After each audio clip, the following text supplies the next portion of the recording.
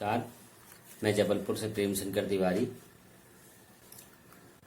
इस समय रामदेव बाबा ने जो मेडिसिन कोरोना के इलाज के लिए लॉन्च की है, उसके लेकर पूरे देश में, पूरे विश्व में हाय तौबा मची हुई है।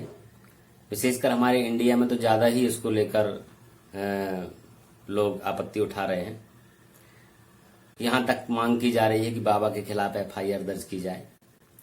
मेरे एक साथी ने मुझसे पूछा कि आप इसको किस दृष्टि से देखते हैं। मैंने इस पे चिंतन किया और मुझे लगा कि ये बेहद दुर्भाग्यपूर्ण है। ये वैसे ही है जैसे कि हमारी दादी हमसे कहती थी, कहीं जल जाते थे, कि गंवार पट्टा लगा लो। तो एक पढ़ा लिखा लड़का कहता था, हमारी दादी बिल्कुल गंवार है, अनपढ़ है, वो नहीं जानती, गंवार पट्टा लगाने के लिए बोल रही, डॉक्टर के यहाँ जाना है। तो कुछ साल बाद जब लोगों ने बोला भैया एलोवेरा लगाओ, तो एलोवेरा जब उसका नाम हुआ तो घर घर में वो पहुंच गया, उसका जूस लोग पीने लगे, गंवार पट्टा एलोवेरा हो गया। गौमूत्र को लोग उसी दृष्टि से देखते रहे, अरे गाय की पेशाब है, गाय का ये है।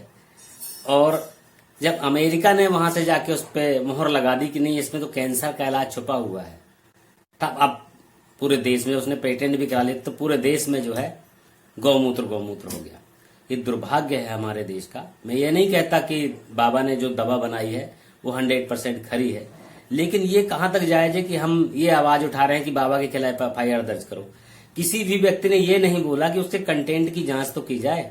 हो सकता है कि उन्होंने जो बनाया है उसमें कुछ दम हो।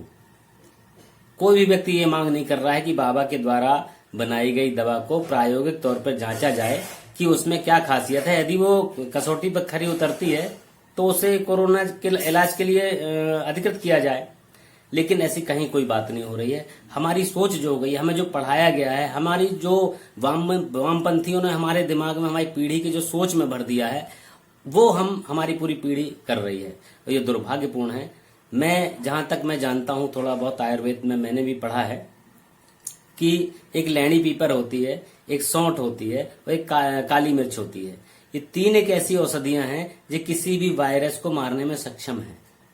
ये अंग्रेज नहीं जानते, क्योंकि उनकी दादी नहीं बता के गई। वो टिश्यू पेपर वाले थे और हमारे जो लोग गंगा जल से स्नान करने वाले लोग थे। बहुत फर्क है उनमें और हमें, उनके कल्चर में।